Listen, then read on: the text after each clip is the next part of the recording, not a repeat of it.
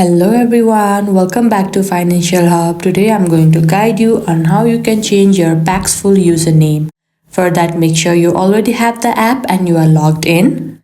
Now let's hop on the app. Make sure to enter your PIN before entering. Now at this home page, at the top left corner, you can see a profile icon. Tap over there. Now below the settings, you can see the option username. Tap over there. Here you can see that you have an auto-generated Paxful username, which is DirectJackal202. Now you can simply remove the username. They guide you that they can be only changed for once and they should consist of letters from the Latin alphabet and numbers. After you are done choosing your username, all you have to do is tap on Save New Username. And you can see that the username is changed successfully. This is the simple step to how to change a username in your Paxful account. I hope this video helped. Don't forget to like this video and subscribe our channel Financial Hub.